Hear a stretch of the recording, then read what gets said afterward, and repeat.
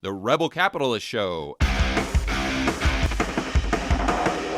How does going long vol assist on a right tail or a right wing type of deleveraging? Because most people would say, Chris, I don't get that because the market's going up consistently.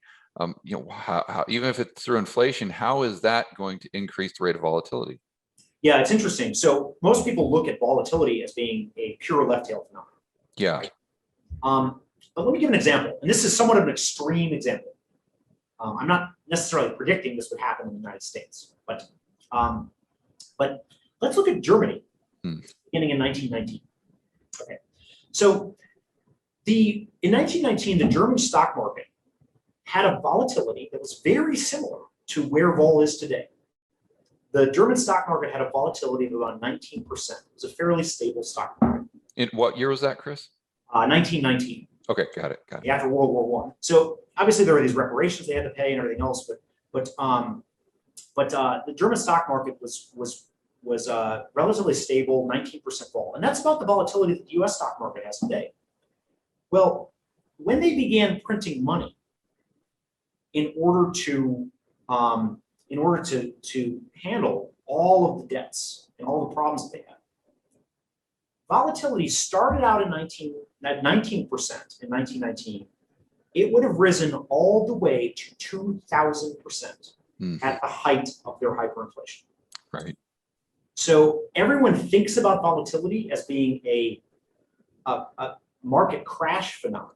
Right. But in a hyperinflationary environment, you end up seeing tremendous right tail vol. Yeah. Other examples include actually, the 1932 Banking Act. During the Great Depression, when the U.S. devalued, the U.S. devalued against gold on kind of two occasions. There was the 1932 Banking Act, 1934. You had 80% rallies in both instances that occurred over a period of under 3 months. I mean, absolutely incredible. That is volatility. Volatility is agnostic to direction.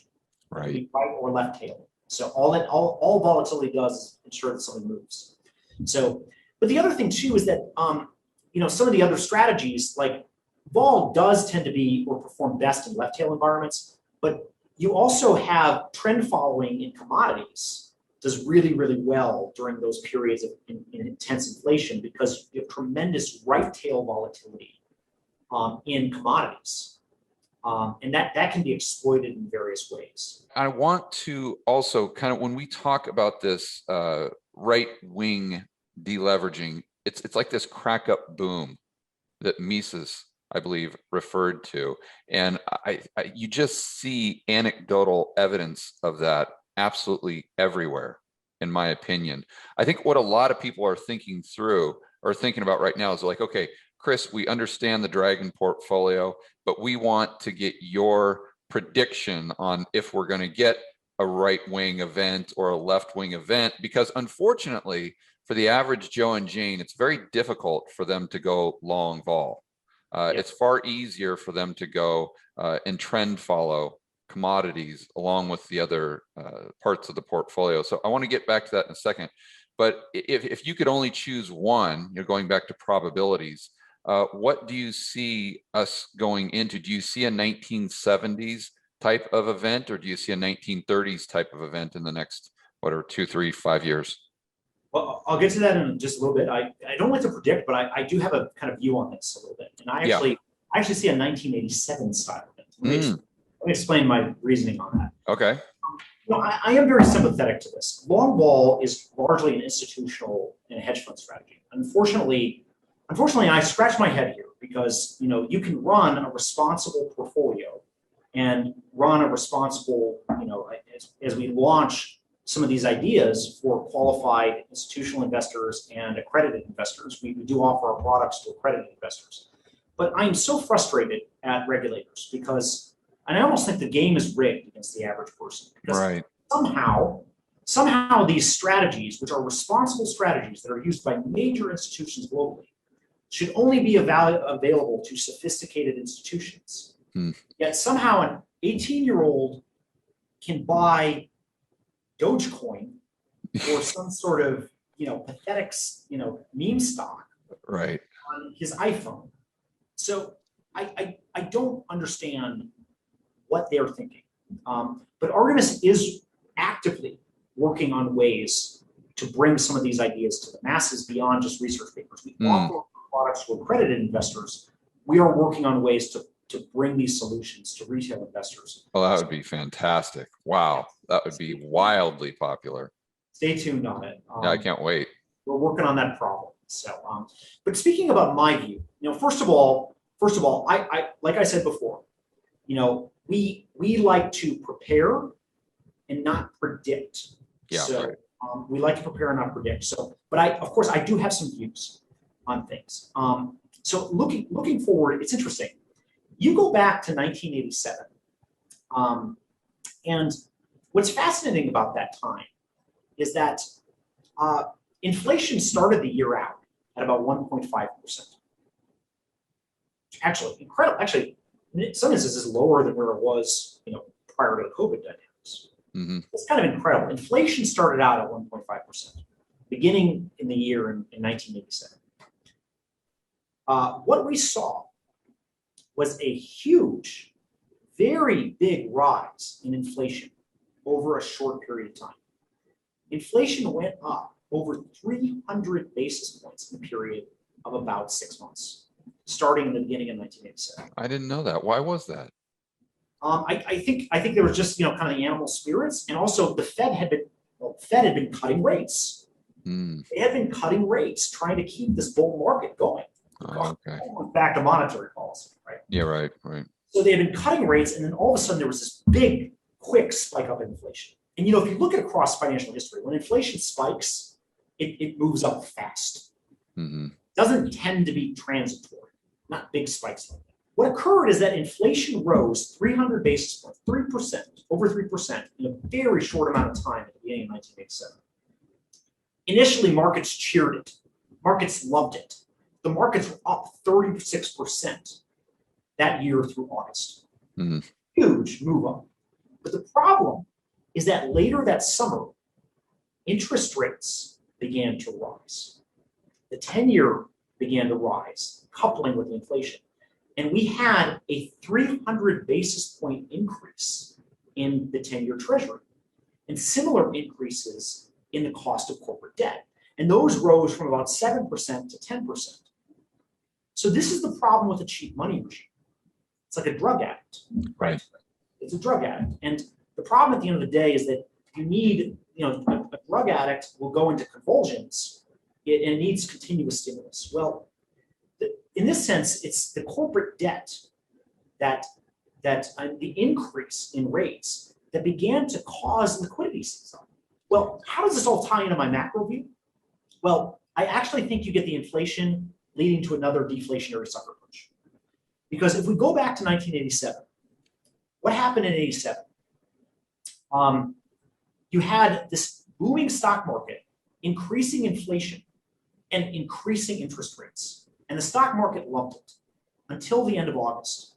Because at the end of August, the quick increase in interest rates going after inflation resulted in liquidity and solvency problems with some corporate debt. And beginning in late August, early September of 1987, markets began to struggle based on the liquidity seize up, given the fast increase in rates. Rates go up and corporations begin to have liquidity problems as a result of that. Everything from repo markets to corporate debt to rollovers to mortgages money becomes tighter. And as a result of that, the markets really began to falter and became really illiquid at that point in time.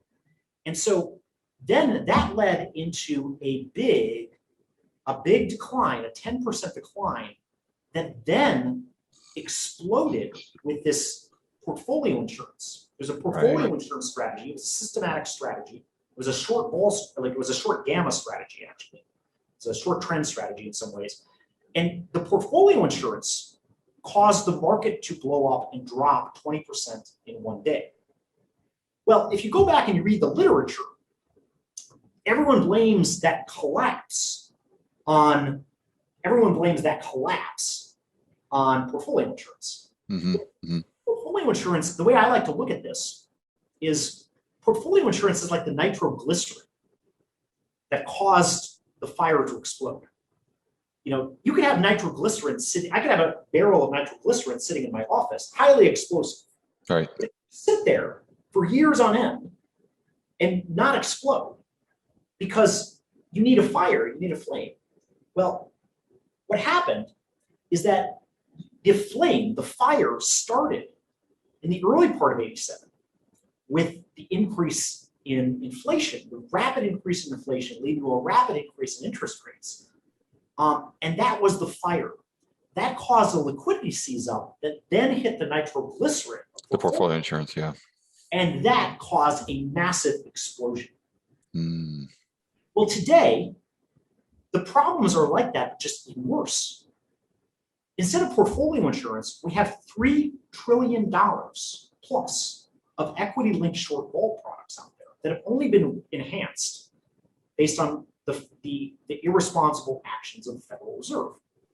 Portfolio insurance at the time in 87 was only about 2% of the market.